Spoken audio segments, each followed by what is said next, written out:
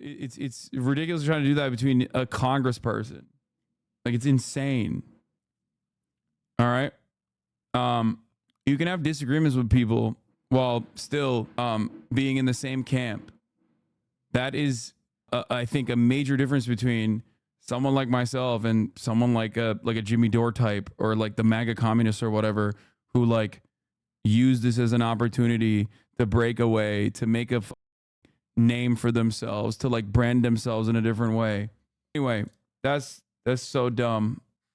Like, a thing that I see a lot in this community, launched against me regularly as well, is this attitude that like people could not be straightforward and honest with their intention when they tell you something.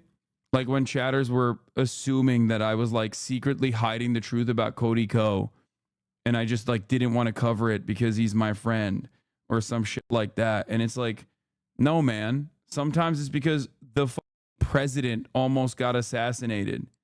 You know what I mean? Former president. But he's my current president. Yeah, chatters being like, who the fuck is Cody Ko? So funny. Anyway, it's okay and healthy to not agree with every single thing that every single thing that your favorite streamer says, every single thing that your congressperson says. All right, let's hear what Chuck Todd had to say about Biden's chances, and then we're going to move on to the shooter again.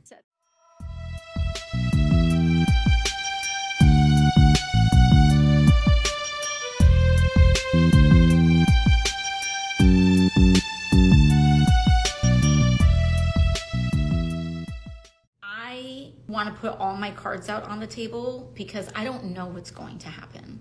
I'm telling you that as who I am. I do not have a crystal ball. I don't know what's going on, but I believe that you all deserve to know what I see in this moment as I see it. And I'm going to take you through my thinking. And if you disagree with it, and if you think it's terrible, and if you think I'm wrong, that's fine. But I at least want you to know what I see, and we can all come to our own conclusions. All right, so let's get into it. We saw, 2-3 weeks ago now, the president debated Donald Trump. And that debate sucked, okay? It sucked for everybody.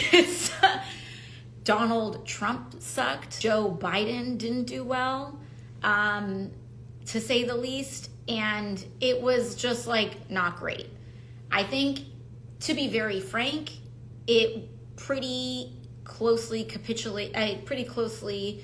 captured what I think a lot of the mood in the country is right now, which is that people don't love where we're at.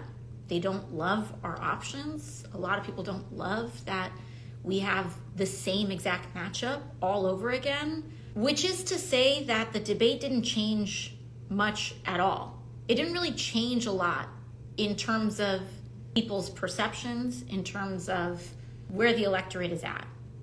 And going into the debate, I'm pretty sure a lot of people knew that the president is old. The president is very old. Donald Trump is also very old and a racist and a neo-Nazi. But anyways, I'm not even going to talk about Trump right now. So we knew that. I gotta pee. And I feel like people knew that coming out of it.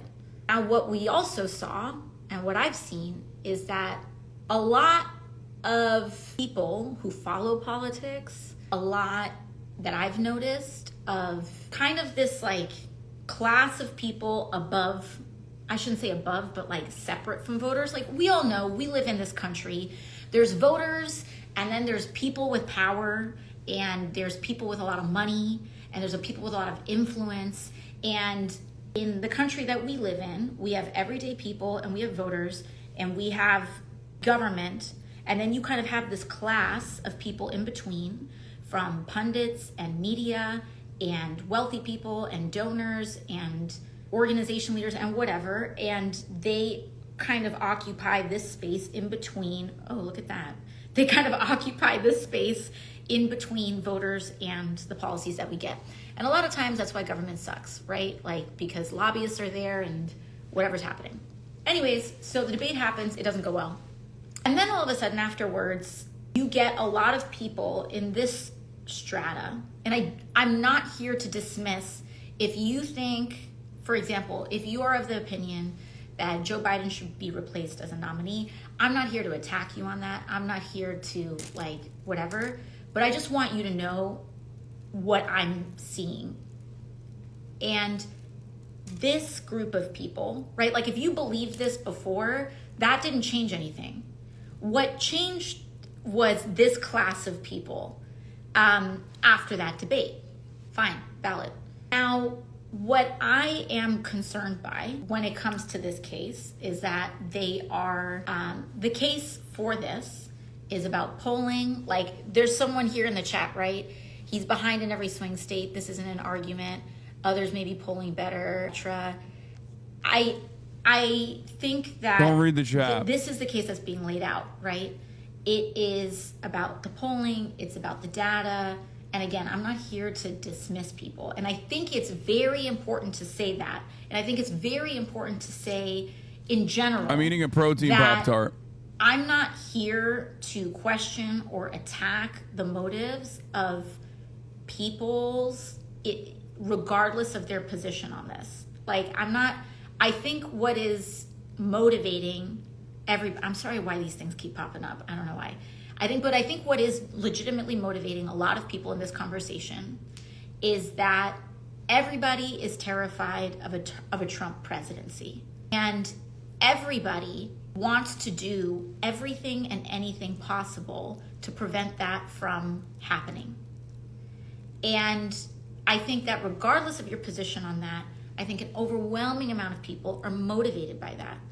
And we are in an age and in a digital culture where people have gotten way too comfortable and gotten way too reflexive in this habit of anyone who doesn't agree with me is stupid, or everyone who doesn't agree with me doesn't see the full landscape of things, or anyone who doesn't agree with me is a bad person or lazy or corrupt or whatever. And I legitimately believe that this is a situation where a lot of people are motivated by very shared goals and may look at the landscape of things and come to different like conclusions. Hasan. So I want to say that. Out of everyone in the media ecosystem, I've been incredibly charitable and understanding to their decisions and their motivations, and I was right as to why they made these decisions. Etc. Started to waver after the debate, and they're looking at the polling and they're looking at the performance and they're saying I don't agree with, and they're saying we need to jump ship. I don't agree with the energy that they place in defending Biden.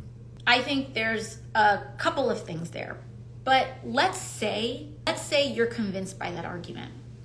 I'm not entirely, by the way, because I have not seen the fully laid out bulletproof data case. It's also July, but I totally can concede that a person very invested can have all these counterpoints to that.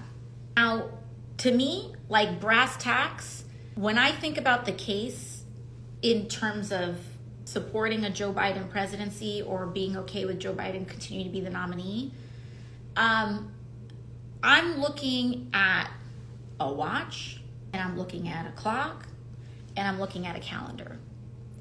And I think that if personally people want to have this conversation 6 months ago, 8 months ago, a year ago, it's a very different landscape of logistics. Every single person, I shouldn't say every single person, I'm going to say in this class of people that you see coming out now, right? If you're an everyday person that has this opinion, I'm not coming for you.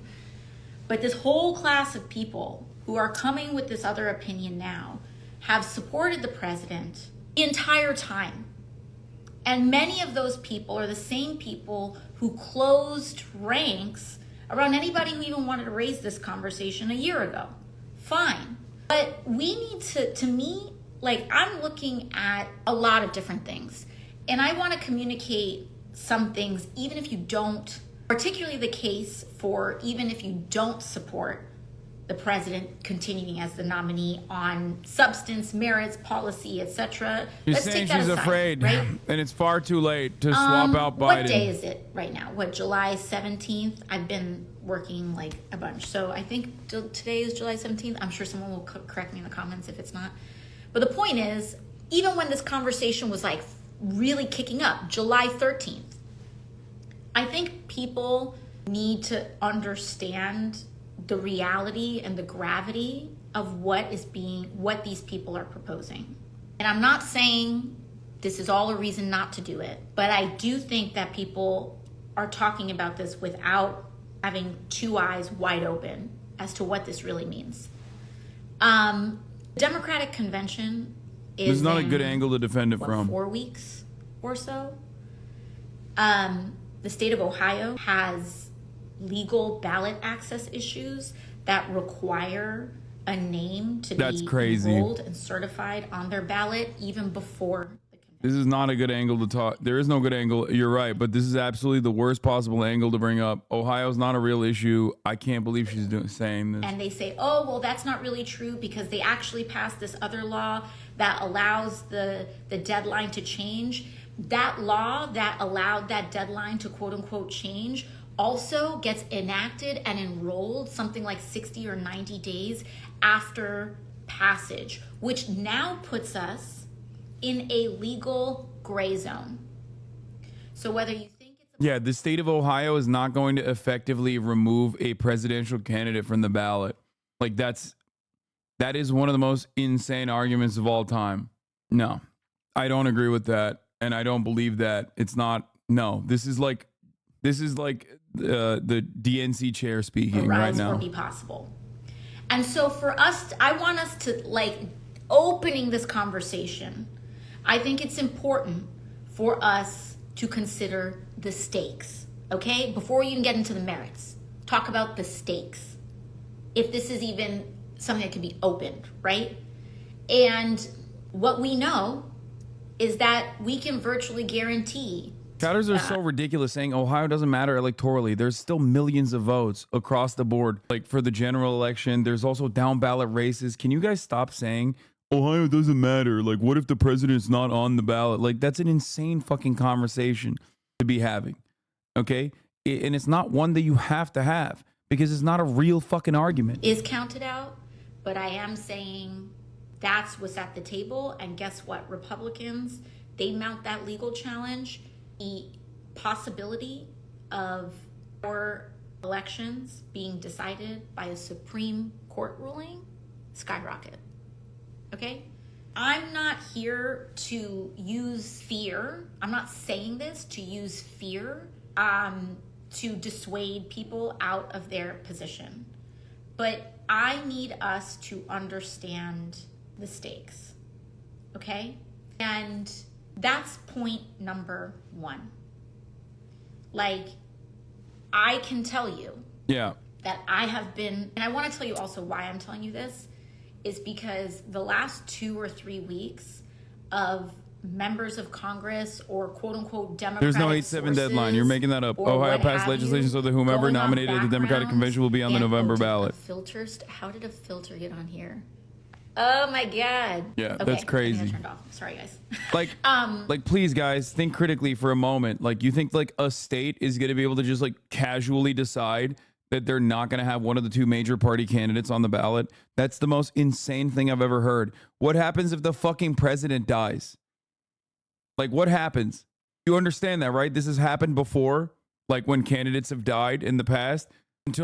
Not until recently did the American Democratic Party decide on who the fucking presidential candidate is before the convention anyway. And even now, we do not decide who the presidential candidate is before the convention. That's ridiculous. Okay? Yeah, too late. Election over. Think, guys. Think. Okay?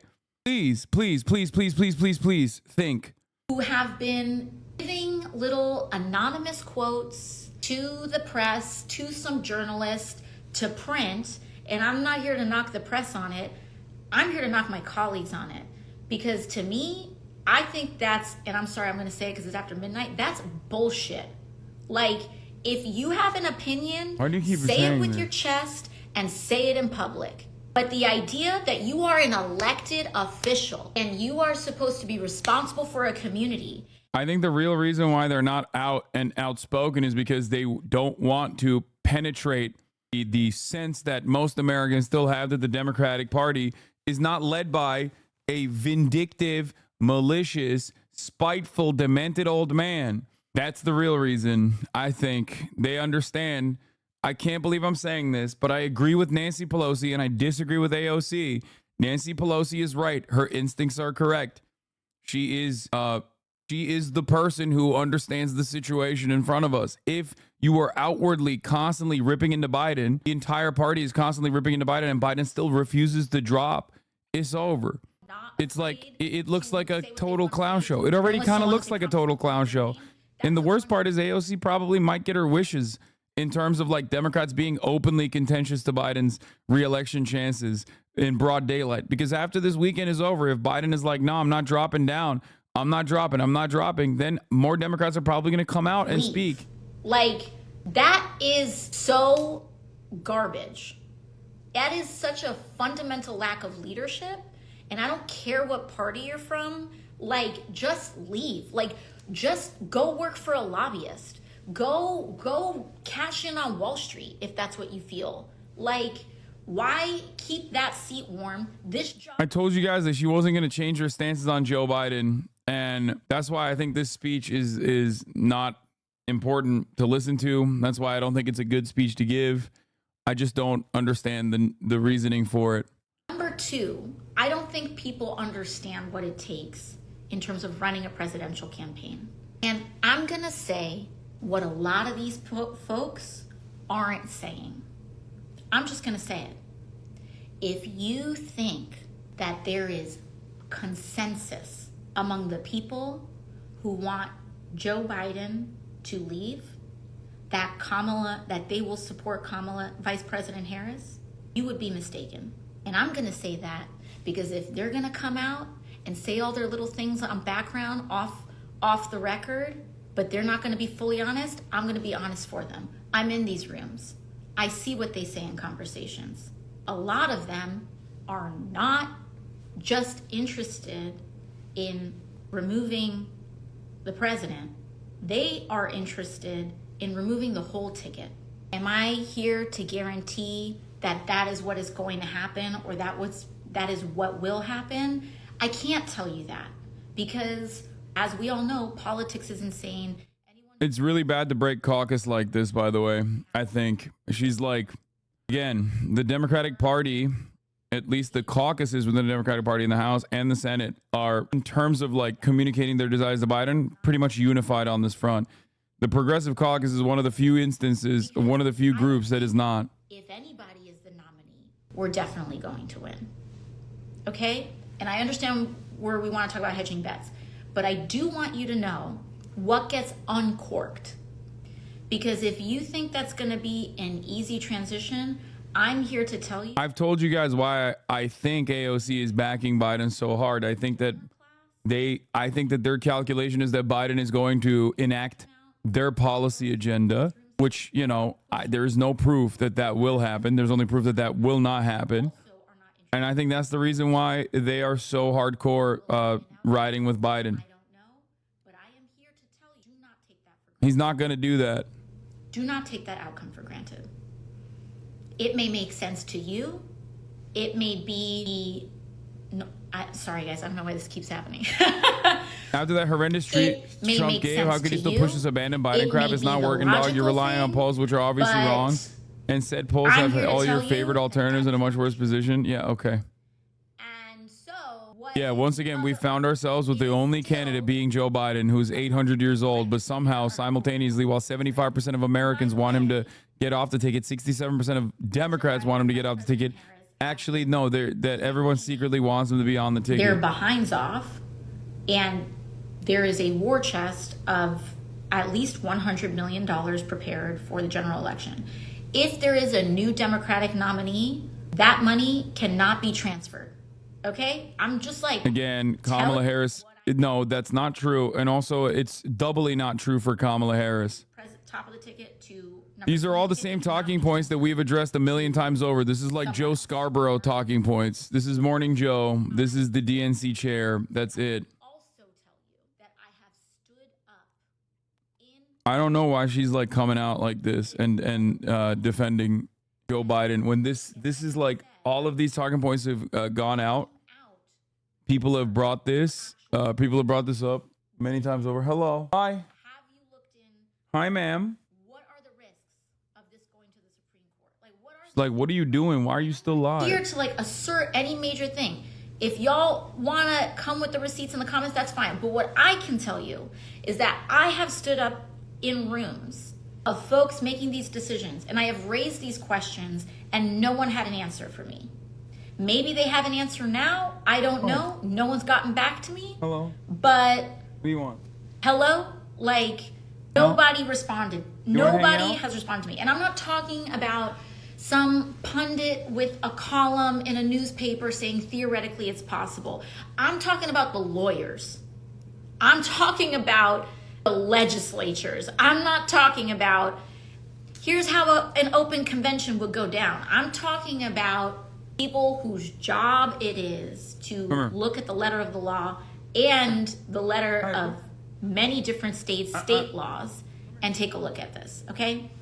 So while I understand the case that some folks may be making from a theoretical perspective and from even maybe, I don't know, a polling perspective, I'm here to also like as a person who is responsible for executing decisions and not just opining on them, I can tell you that I have not seen, I don't know why the fireworks keep going off.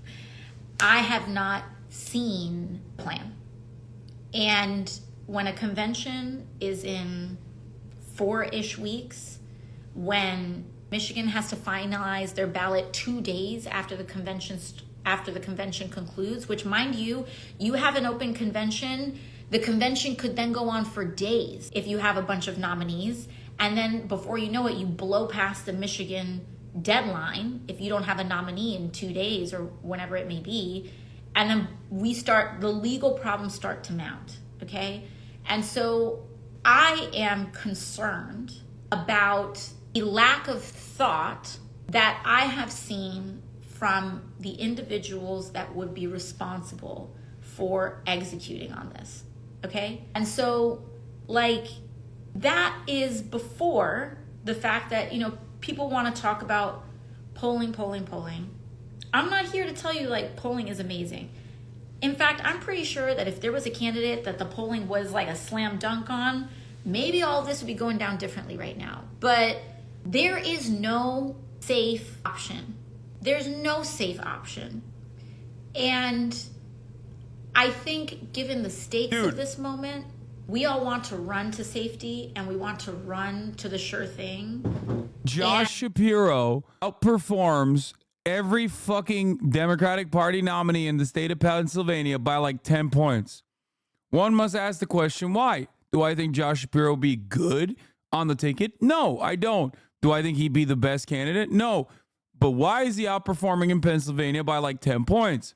Just like Whitmer is outperforming by 10 points in her own state, even larger margins, because they have name recognition and a proven track record of success in their own states, especially with Gretchen Whitmer. The point is, whoever comes after polls currently, when there is limbo, when there's chaos about who is going to be the next candidate, is not going to actually adequately reflect how well they perform. There's never a moment where that happens. That only happens in the fucking primaries when there's actually multiple candidates. Okay? The reason why I brought up Josh Shapiro is because he doesn't do well. He doesn't do well across the board, but he does phenomenally well in a state where people know him, in a state where he is the governor, in a state where he won an election. The point is, whoever the ticket is and how they perform will rely on the post announcement. Okay, will rely on what happens after the ticket is swapped out, looking at the polls currently and being like, well, at a time when like Joe Biden is the candidate, the fact that there's like all these other candidates who aren't performing that well, that's silly. Of course it's not going to work like that. He wants like, if you are the kind of politician that wants, I think genuinely Hasan should wants run to for be president president. of the United Thanks, States, Gideon. a lot of those folks don't want that. They don't want to be shooed-in 8 weeks before an election starts. Because let me tell you something. People think this election is in November. Convention is in 4 weeks. And early ballots go out. The first early ballots in this country go out 4 weeks after that. This election is not in November. It's in September. It's in the end of September. It's in early October. And so we're almost in August. So I think we need to sit with the stakes, with the reality. And if you come to the same conclusion, fine. But I'm not seeing enough discussion. And I also don't want people to take for granted that the people in these rooms, like, totally for sure 10,000% have a plan. Maybe somebody does. They're not sharing it. That's also a possibility. I'm not here to knock on anybody that has come to a different conclusion. What I'm here to say is that as a person responsible for coming to a conclusion, I have not seen what I need to see to substantiate.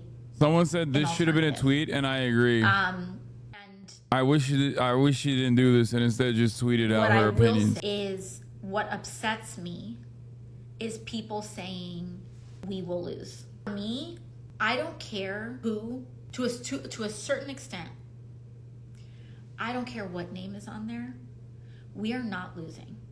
I don't know about you, but my community does not have the option to lose. My community, Yeah, that's precisely the reason why people are advocating to get Biden to drop out. Accepting loss in July of an AOC is election addicted year. to content, can't get off that live stream Like, crack. This is on you. I did not do this. My people are the first ones deported.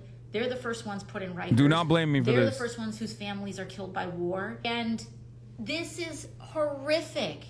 I'm not here to, like, say everything is amazing. She's an adult. Okay? I'm not here to say that, like, oh, you know, to lie to people. What I am here to say is that That's the funniest part of this process is that, like, the people, like, do we think Nancy Pelosi wants Trump to win?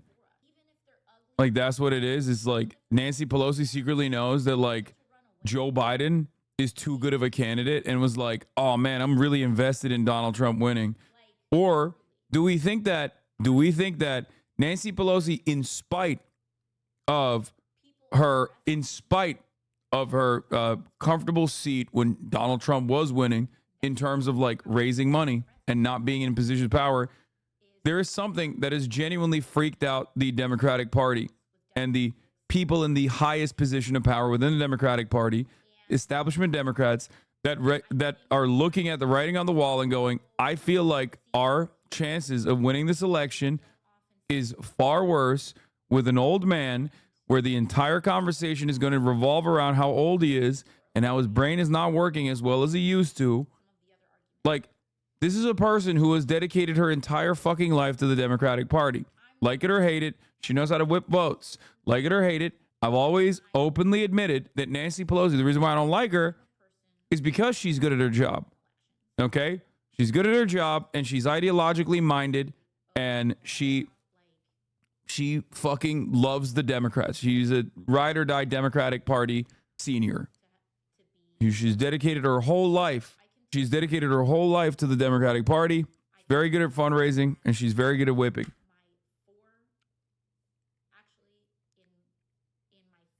It's just, yeah, she's retired right now. And she basically came back as Speaker Emeritus for this, specifically for this. I don't know. I just don't think that Nancy Pelosi, I don't think that, like, me and Nancy Pelosi have the same worldview at all.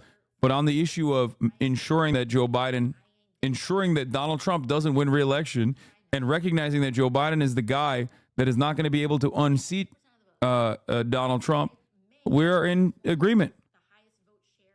Primary, if not the entire city of New York, perhaps the entire state of New York. And so, you know, people may poo-poo where I'm from. I can't change where I'm from.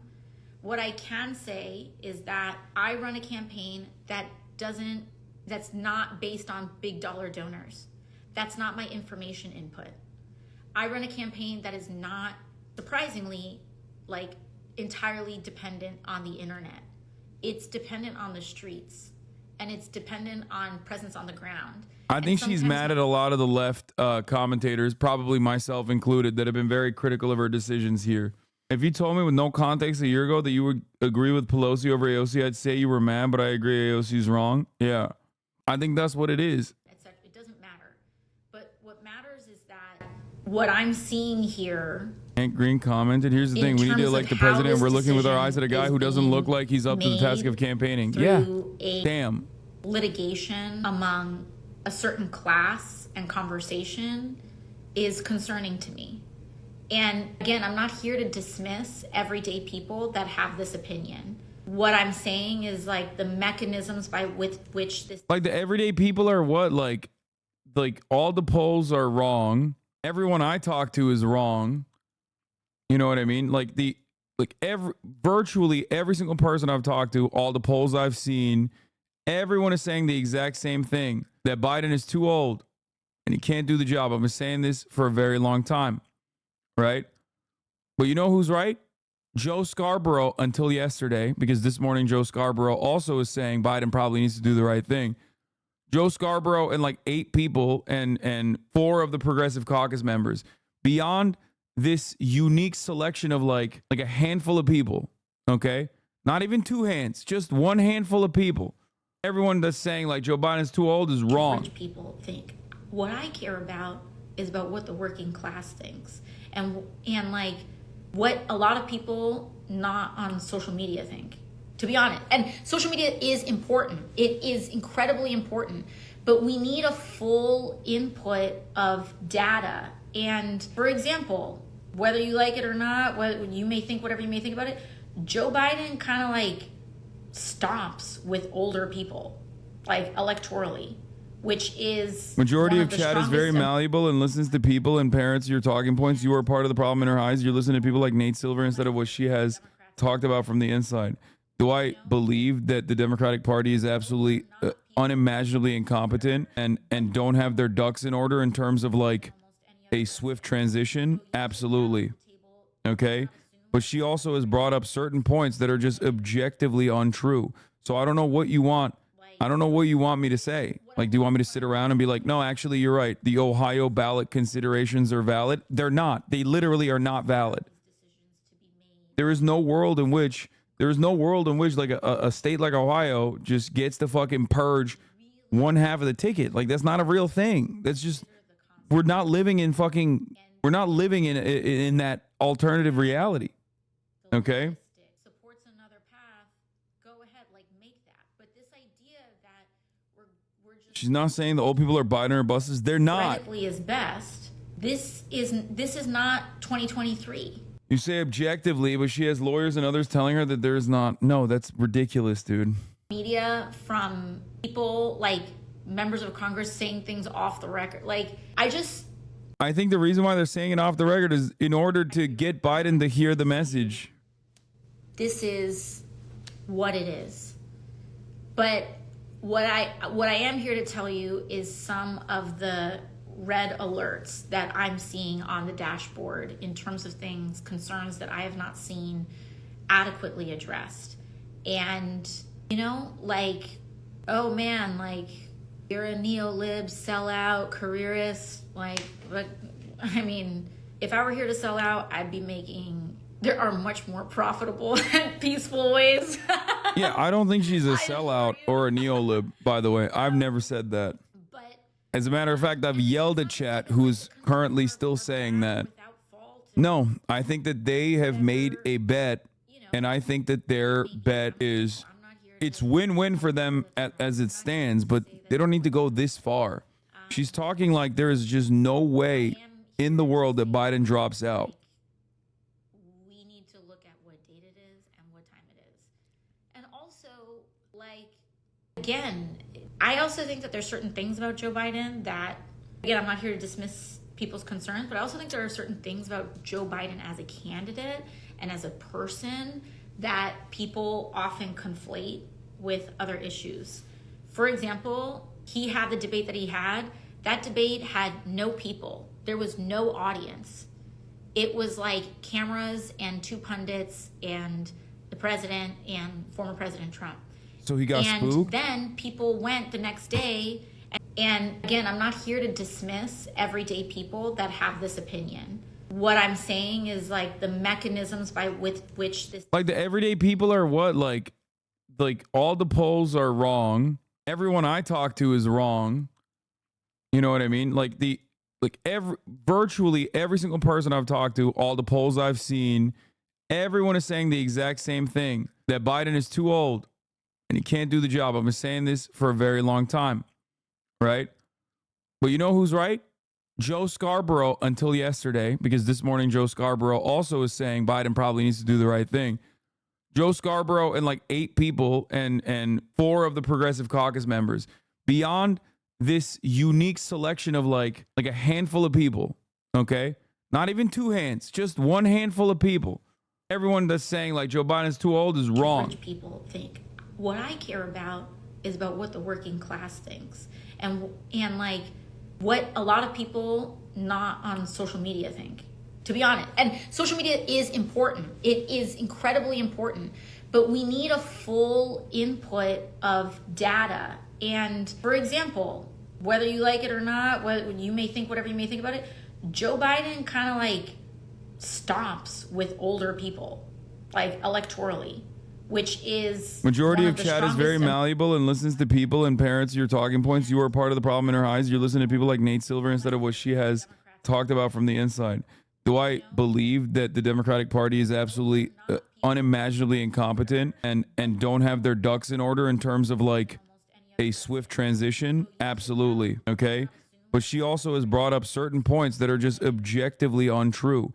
So I don't know what you want. I don't know what you want me to say. Like, do you want me to sit around and be like, no, actually, you're right. The Ohio ballot considerations are valid? They're not. They literally are not valid.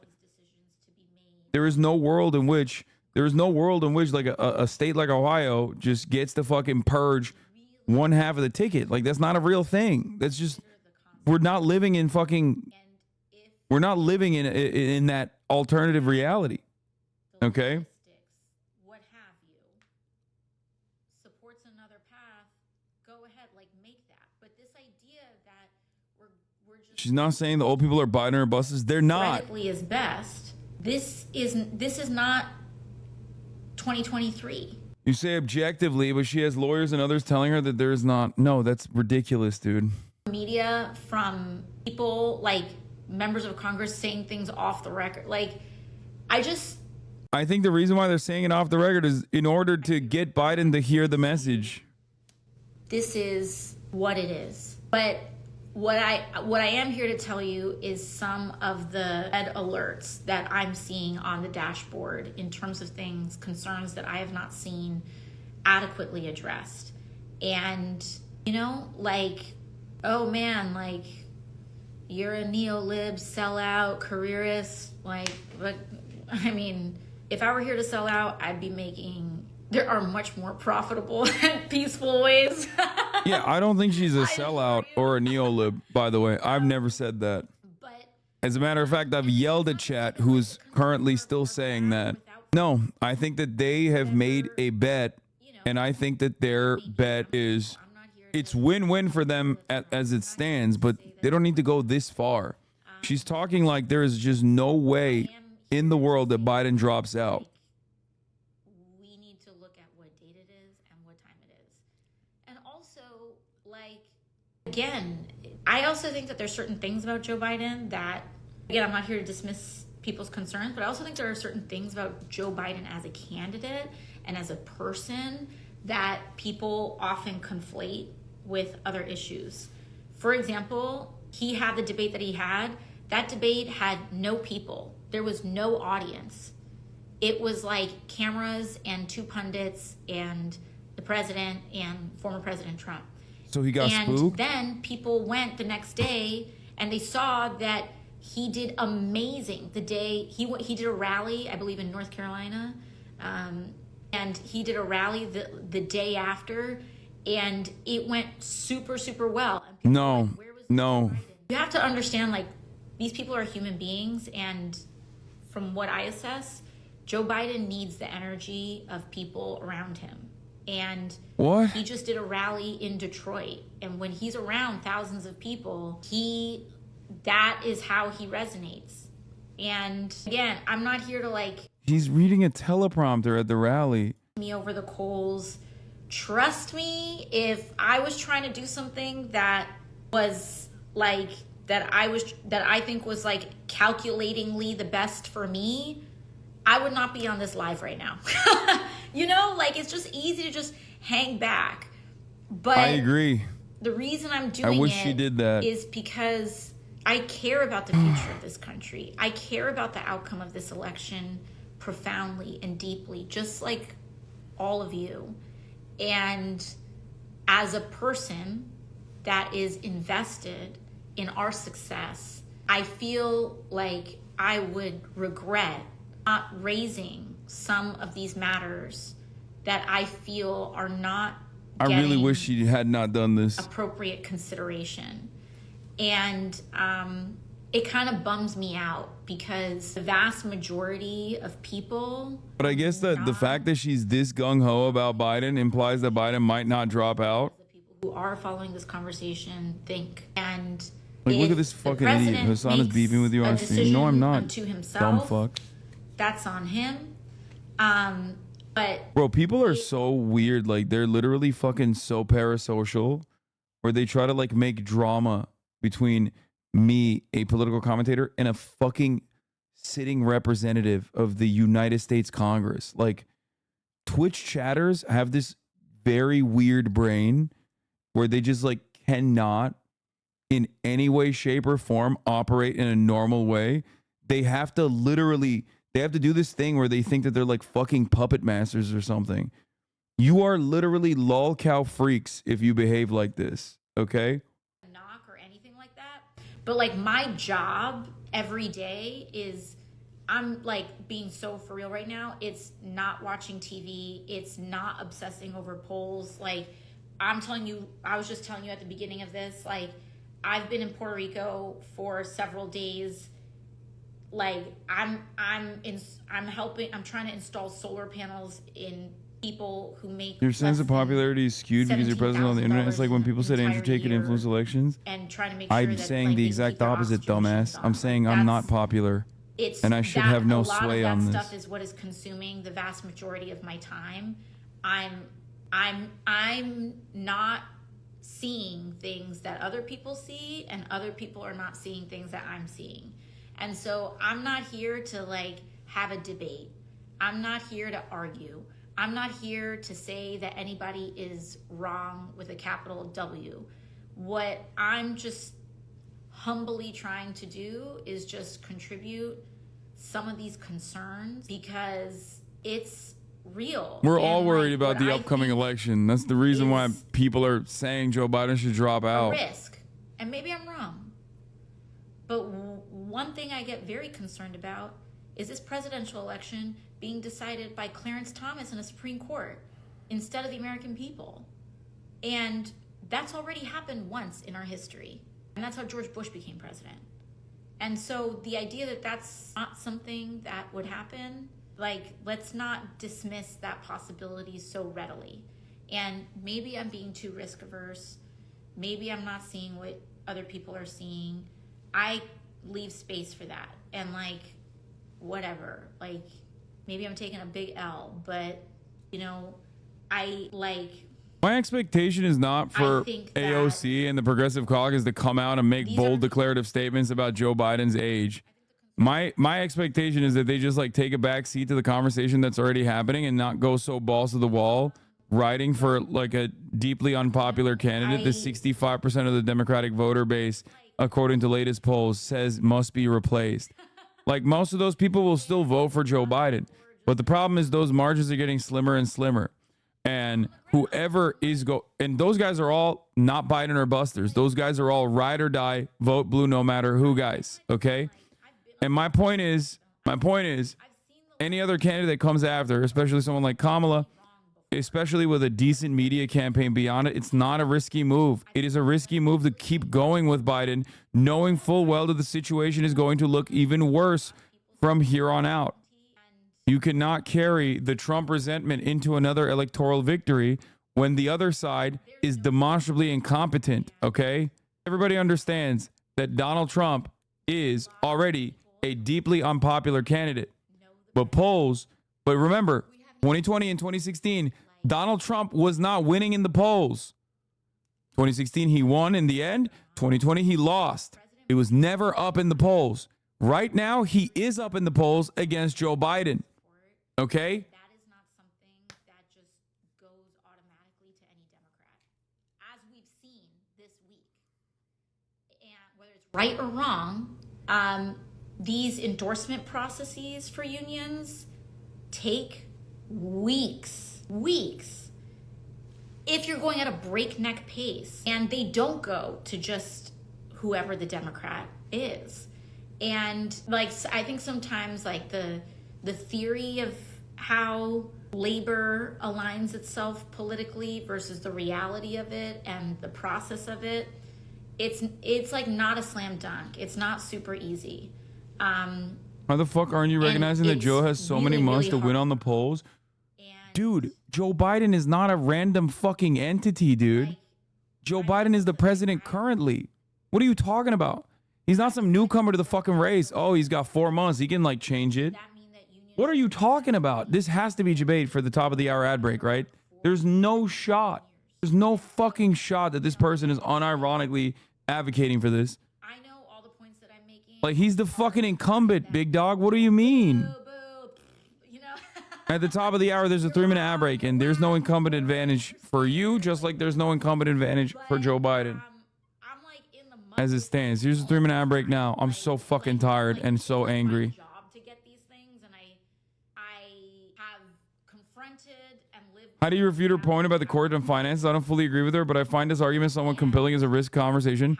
It's just demonstrably untrue. All of the money directly goes into Kamala Harris if Kamala Harris is at the top of the ticket. That's number one. Number two, even if Kamala Harris is not at the top of the ticket, you can still take the $100 million and put it into a fucking super PAC. PNC will control the money regardless. So you're wrong on that front as well. What are we talking about? We live in the United States of America. This is one of the most corrupt. This is the country where you can have unlimited funds, go wherever the fuck you want. Okay? There are restrictions, or rather lack of restrictions, specifically designed in this process by way of super PACs or by directly through the DNC. And as far as the courts goes, it's objectively ridiculous and untrue. Ohio has already said that they would obviously wait for the convention to put whoever the nominee is on the ballot. There's no world where you can, as a state, decide that you're simply not going to put whoever the fuck is supposed to be the presidential candidate before the goddamn convention, before the official declaration of the nomination, as not on the ballot. Like, you can't do that. That's not a thing you can do. They couldn't do that to Trump either. And I said it back then when people were like, oh, well, in the Supreme Court, like, or not in the Supreme Court, sorry, like, state Supreme Courts have decided that they can take Trump off the ticket because he's a criminal. It's like, no, that's not how this works. You can't fucking do that. Was your argument to her point that centrist Dems want to remove Biden and just kill the Democratic ticket in general? No, that's unhinged. I don't think that they want that. There might be some people that want that in the Democratic Party, but I doubt that there's like a significant amount of people who are just like, let's just YOLO this fucking race. Because if they wanted to just YOLO this race, then they would just keep riding with Biden. Like, because Biden's chances look pretty bad. So what is more likely? You think like the Democrats are secretly doing this plot to like destroy Biden's chances of re-election because he's like very likely to win re-election and they just want Donald Trump to win again? Is that what you think is going on? The entirety of the Democratic establishment is doing that. Biden himself is a member of the Democratic establishment. He was the hand-picked candidate of the Democratic establishment.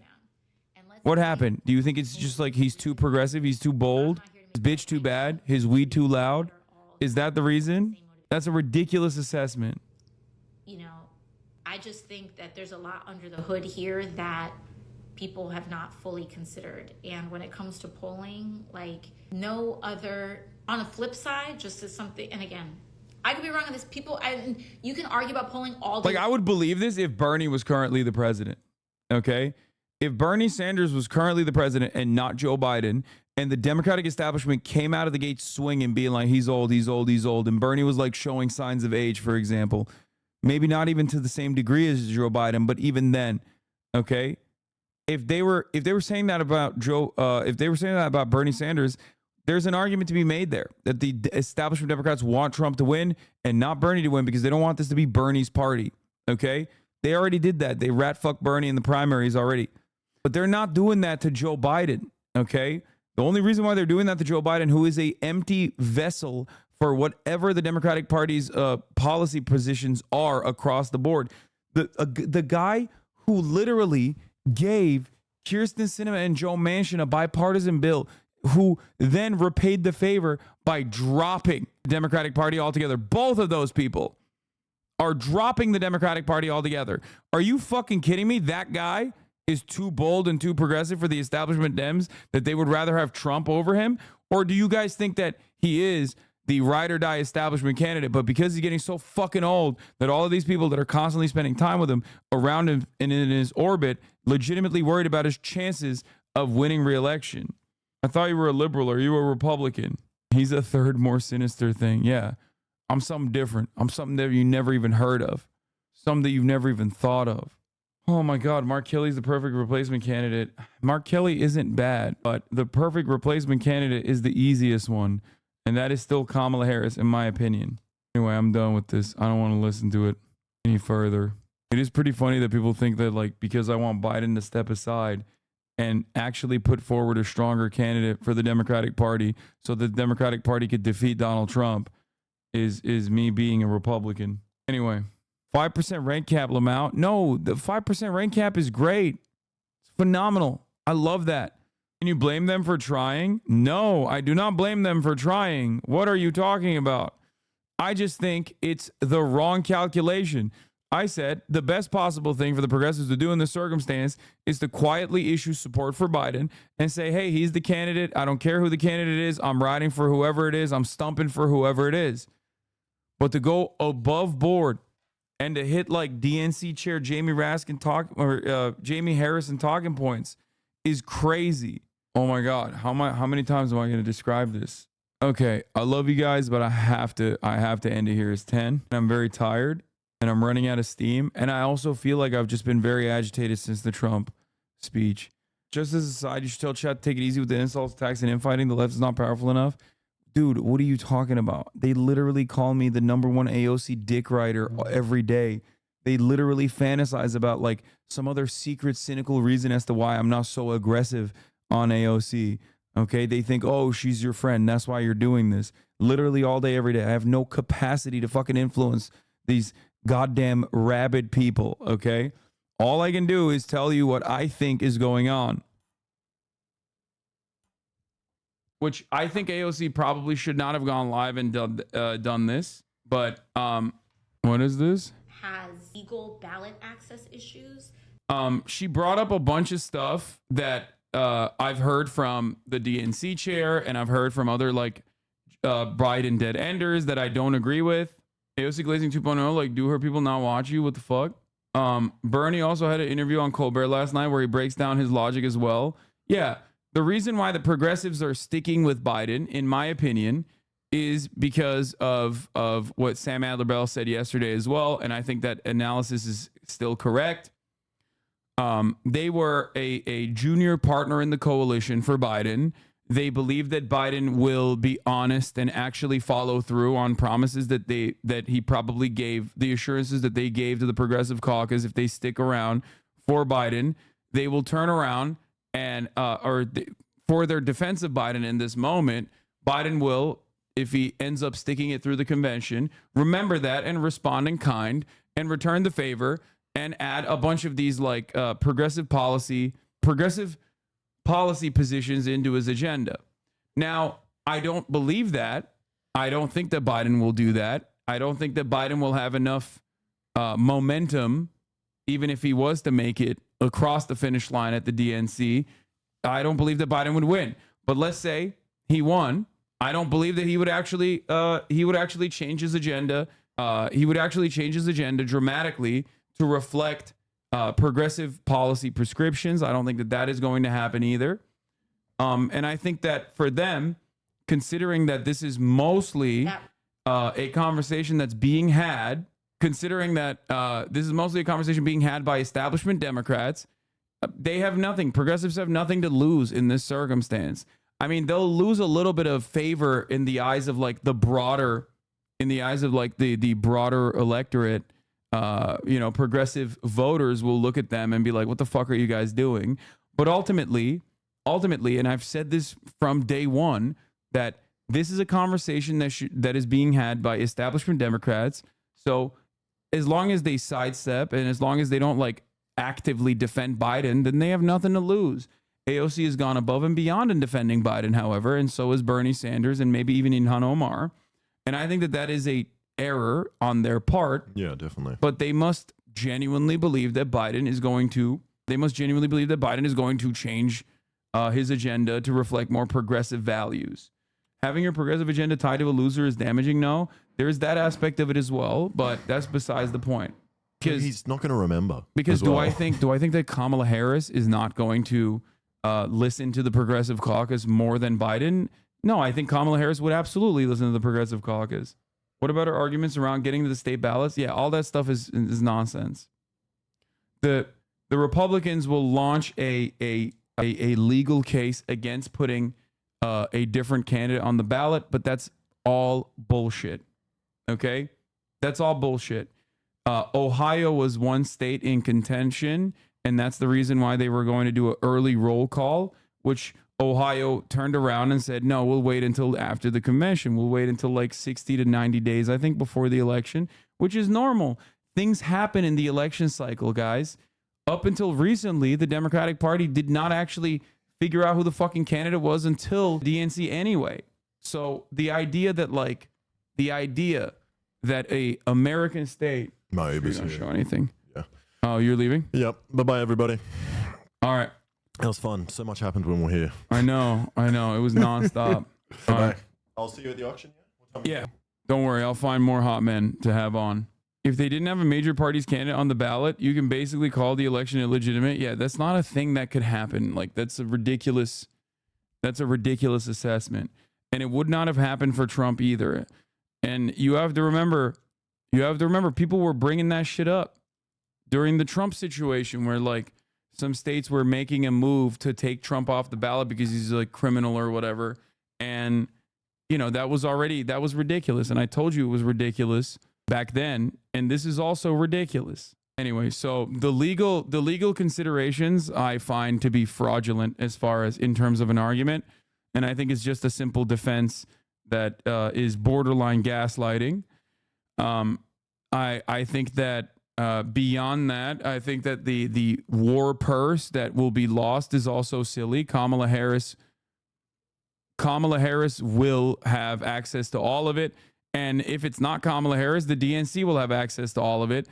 It's crazy to assume that it's crazy to make this assertion in the United States of America that like money cannot exchange hands, especially because during presidential runs, like candidates can fucking die. You know what I mean? Like what happens in that situation, right? Like think about it like that. Think about it as like this isn't a direct swap out between an alive candidate and another alive candidate. And think about it as if like, what if a presidential candidate before convention died? Like think about that. What if they died after? It's ridiculous. You really want Jamie Harrison in charge of all that money though? Dude spent $100 million to lose to Lindsey Graham. I mean, it doesn't matter. That's the DNC's person. Yeah, I mean, it happened to Bobby Kennedy.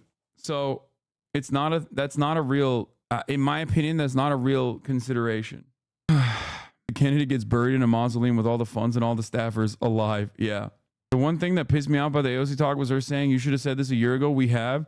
She is who was hiding the cognitive decline and not pushing that narrative, and she's digging in so late now. We can all see it as clear as day. I think AOC wasn't responding to us. I think AOC was responding to, I think AOC was talking to the establishment Democrats when she said that. If you want Sam Cedar's take. No, I think you guys are missing the gist of what she's doing. I got to pee while Uncle Sam speaks.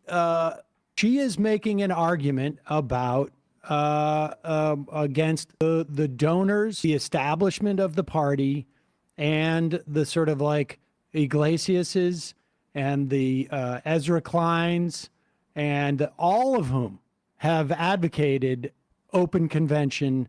And she's making an argument of, if you're going to do this, you do it with Harris. That's what's going on here in this. I mean, she's not, she's this. So the union stuff, that wasn't about like, oh, we can't change to Harris because the unions might not endorse Harris, because she mentioned the coconut people explicitly there. I think she's just saying that, like, what she's doing is she's arguing that opening up this process is problematic.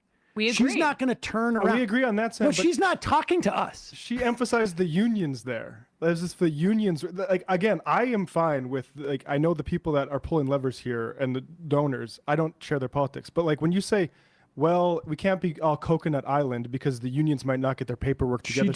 She didn't say we can't be Coconut Island. She said, I know you coconut people. No, she said, yeah, I don't care if you're on Coconut Island. I don't care if you ride with Biden. Right. We have to work hard at this.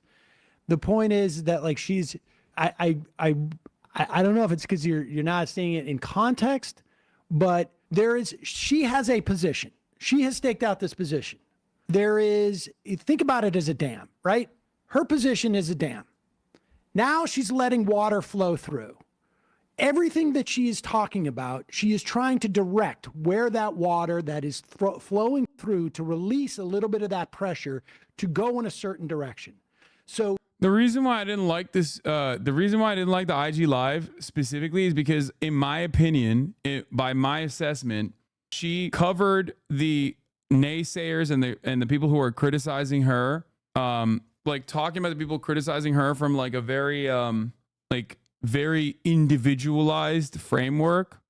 Like, oh, people are yelling at me, and I wanted to let everybody know, like, this is why I made this decision. And I think that ultimately, especially if you're going to break caucus at a time like this, when like there is more Democratic Party across the board is like seemingly united. That's why Hakeem Jeffries, leader in the House, and Chuck Schumer, leader in the Senate, both individually went to Biden and reflected the views of the caucus.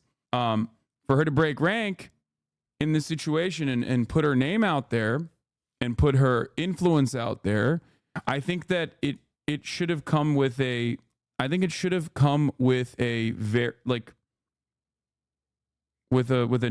that was more airtight than hearing Jamie Harrison be reiterated.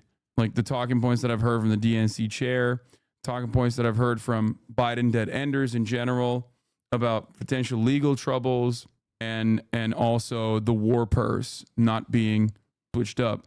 The one aspect of the one thing that she did bring up that was interesting is the chaos internally, right? The chaos in the Democratic Party internally, even going so far as to say that, like, they don't even want Kamala Harris. They don't even want Kamala Harris, which is crazy. Like that part is actually new information. And she demanded that those who are against Biden should come out and make bold declarative statements. Now, the reason why I think people who are against Biden have not made bold declarative statements, okay, is obvious. I've explained it time and time again. They don't want to show disunity. They want the Democratic Party to look united. They don't want to show chaos within the ranks, because that is one of the major major advantages that the Democratic Party has over the Republican Party. And they are trying to tell an old man as gently and as kindly as possible that he needs to step aside. Okay? The issue, however, is that Biden is refusing to hear these gentle calls, and as a matter of fact, taking advantage of the fact that they're not openly in public in broad daylight saying, like, you need to step down, you need to step down, you need to step down. And I think this will push the Democrats to make one of two decisions. If past this point of the weekend, Biden sticks it out and says, no, I'm staying in the race, seemingly he might be doing that. If he says that, then either Democrats are going to turn around and start openly stating it, making like putting their names out in the same way that like Seth Moulton did, in the same way that what was the guy from Montana? He recently came out as well last night, I think. Like, there are going to be more senators and more House of Representative members, especially in John Tester, in contested seats, that will come out and say, this is my name, this is who I am the representative from such and such, and I think Biden should step down. And that is going to create even more, is going to create more disunity. It's going to create more chaos. Some Democrats, on the other hand, who are allergic to that sort of declarative, bold proclamation, are not going to do that. And it will cause even more limbo for whether or not Biden actually comes out. But what will happen is, what will 100% happen is, will be that it will be uglier than it was before. Okay? And the ugliness could only stop if Biden listened to these calls and did the right thing, which is step aside. Okay? But he won't, seemingly. Saying they have allergies is tropes. What? I don't even know what that's a reference to. But yeah, that's my assessment. I think that Biden is selfishly taking advantage of the fact that no Democrat wants to come out and fuck up the bag. No Democrat wants to come out and say the thing that everyone is secretly, quietly saying behind closed doors and is leaking to the media, that at the top of the hour, there's a 3-minute ad break. And if you want to be unburdened by that reality, all you need to do is subscribe for $5 or for free with a Twitch Prime, $6 or for free with a Twitch Prime. Okay? Do not become burdened by what has been. Become unburdened by what will be. Become unburdened by getting gifted a sub if you're lucky. Thank you, Muffin Coats, for the 5 gifted subs. And we gamified it. And the community said that they would rather have me announce it than just run it. Let's continue. She knows that she does not have the ability to shift whether Biden stays or not. All she has to do as that pressure builds is to direct it in a certain way. And she can't explicitly come out and say, I'm willing to dump Biden at this point if we just have Harris, because she doesn't have that ability to set that. What she is doing is she's saying, and she made it explicit, at the beginning of this, like, this is an argument about people, all of whom share the idea that we want to get rid of Trump. And she is saying that if you're going to get behind this Harris thing, understand every time she talks about a challenge there, knowing that the water is flowing down in this different direction, all she can do is shift it slightly. And this is what this kind of politics is. She's not, she's claiming that she's being completely transparent here. And I don't think that that's the case. I think she has an agenda. And I think that agenda is not to save Biden's presidency at this point. She's not capable of doing that. But what she is capable of doing is making people a little bit more suspect about other agendas that are in play, that we have a perception of what the who's on the playing field. And she's telling us there are other people on the playing field.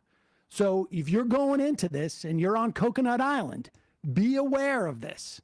And I think that's an important thing, because once Biden steps down, if it becomes an open convention thing, A, I think it's problematic in terms of election, but B, it's also really problematic. AOC did not say that. No, she did. She did. That's why I'm saying, like, the most significant aspect of her live stream was when she literally said, people that want to replace Biden do not have a legitimate plan of attack for what comes next. And that's legitimately terrifying. An open convention would be absolutely awful. Now, she might be fucking lying. She might just be straight up lying, because that's how, like, ride or die she is for Biden. But I don't think so. I think that that actually does come across. Like very patently Democratic Party. I think that the Democratic Party, I could totally see, with the exception of like Nancy Pelosi and whatnot, I could totally see other dummies coming out and being like, well, maybe this is my opportunity to shine. The fuck is Coconut Island as a hog? I love when hogs refer to themselves as a hog. Coconut Island is Kamala Harris. There's a lot of people on Twitter who are like memeing about, you know, because Kamala Harris has talked about like you didn't fall out of a coconut tree. So people have started saying that they are coconut heads or they're on Coconut Island. They just like reference coconut to talk about Kamala Harris, which is kind of funny because like technically it could be seen as like a racially charged thing to say about a woman of color, but that's not the reason why people are using it like that. Normally, coconut means like you're brown on the outside, white on the inside. But the reason why people are using coconut to talk about Kamala Harris is because she said this beautiful thing. Everything is in context. My mother she would give us a hard time sometimes, and she would say to us, I don't know what's wrong with you young people. You think you just fell out of a coconut tree? You exist in the context of all in which you live and what came before you. Now, a lot of people meme about this, but like, this is sound historical materialism. Okay? I mean, that's literally what this is. This is a openly Marxist analysis of history. Okay? And it's goofy, and she's goofy here, but like, she's not wrong. But yeah, people, myself included, found this to be very funny that she just like randomly dropped this. And that's the reason why it's stuck. Everyone who is like riding with Mamala says they're on Coconut Island, or they're coconut heads. As far as her takes on like, you know, being unburdened by what has been or whatever, some of that is word salad, but the coconut one is actually pretty solid. It just means like you are defined by all of the events that took place before you. Yeah, the tradition of dead generations weighs like a nightmare on the brains of the living. You think you just fell out of a coconut tree? You exist in the context of all in which you live and what came before you. It's true. Anyway, have you seen the viral TikTok edit of Kamala saying this? The song "Put My Coconuts in Your Mouth" by Kim Petras. I left my fucking ass off. No, I have not. Yeah. Karl Marx Harris. Yeah. All right. It's not word salad. It means don't let your past limit your future. I know, but like it's not delivered as well as this line, in my opinion. So we shall see. We shall see what happens. But yeah, that's my analysis and my assessment on the AOC live stream after the RNC. There are things that I obviously disagree with on the stream. Require a name to be enrolled and certified on their ballot even before the convention. This is something I disagree with. I think this has been like, this is something that obviously has been, this is something that has been adequately rebuked. It's not a real issue. The war chest is not a real issue.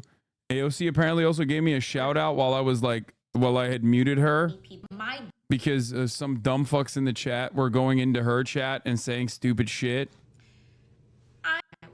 Hasan is beefing with you on stream. He in this election profoundly and deeply, just like all of you. And people are so stupid, dude. It's like drama frogs. Drama frogs are actually the dumbest people on the planet. I despise them so much. Like, dude, you can't do like, this isn't like you as a drama frog chat hopping to another person's chat and behaving like this is a he said she said situation between like me and Asmongold or whatever is ridiculous. Okay, I don't know how to stop that. Drama baiters are awful humans who have zero joy in their lives. 100%. I suspect it is not a member of this community that did that. It was mostly just like hate watchers.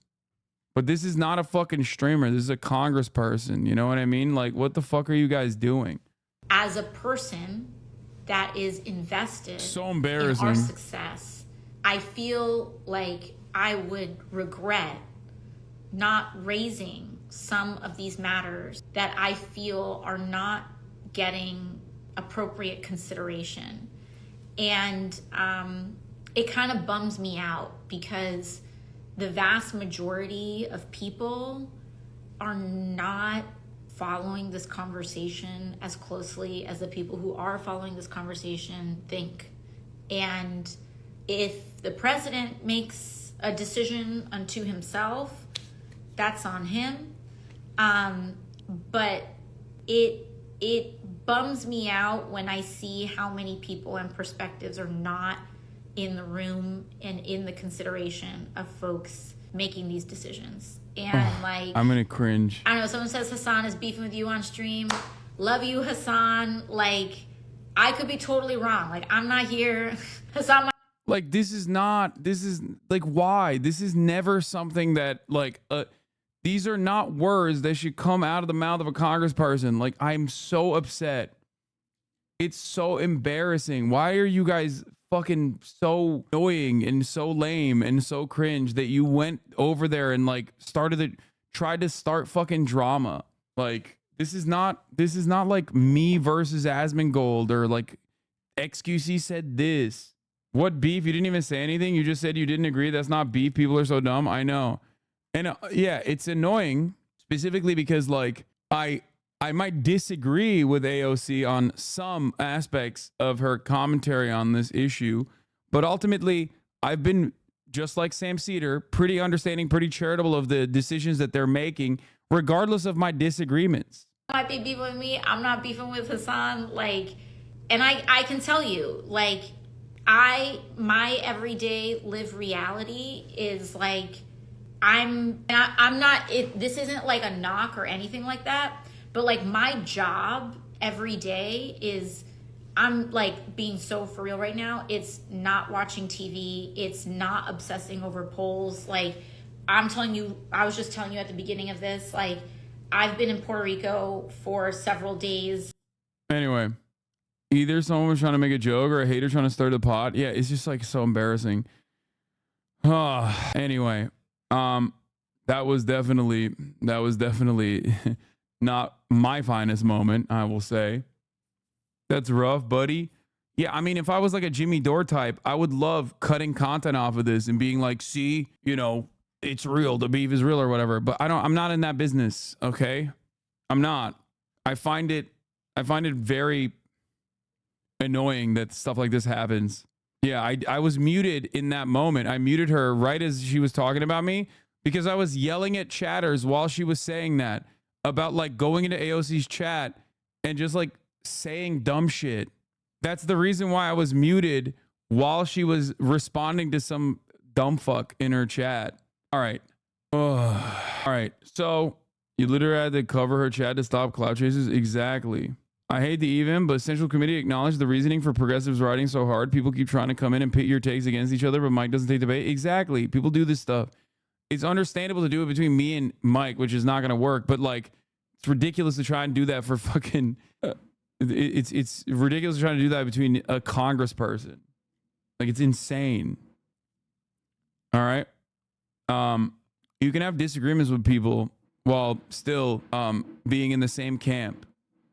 That is, I think, a major difference between someone like myself and someone like a Jimmy Dore type or like the MAGA communists or whatever, who like use this as an opportunity to break away, to make a fucking name for themselves, to like brand themselves in a different way.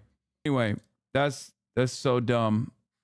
Like, a thing that I see a lot in this community, launched against me regularly as well, is this attitude that like people could not be straightforward and honest with their intention when they tell you something.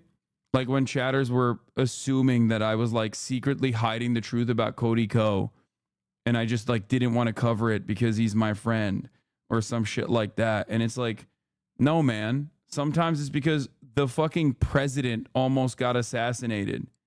You know what I mean? Former president. But he's my current president. Yeah, chatters being like, who the fuck is Cody Ko? So funny. Anyway, it's okay and healthy to not agree with every single thing that every single thing that your favorite streamer says, every single thing that your congressperson says. All right, let's hear what Chuck Todd had to say about Biden's chances, and then we're going to move on to the shooter again. Nothing I do is performative. So I'm not going to, for instance, I'll use Hasan as an example. I'm not going to talk to a black person like Trihex and say, hey, the N-word, it's always black. What do you think, black people? What a liar, dude. What a Weasley little liar, dude. What a Weasley little liar, dude. Holy dude. Holy dude. Literally lying. Still lying to his audience. Can someone at least enlighten Destiny that he's literally lying to his audience? What a piece of dude. Holy America deserved 9/11, dude. I'm saying it. We're there to partner with them. We're not there doing our own thing. We're there partnering and training in a video and game, equipping and enhancing their capabilities. So that's part of what we're doing. And the other part is just knowledge. We want to know what's happening. Like we totally brought it on ourselves, dude. Holy shit. We did. We did in a video game. Amazing.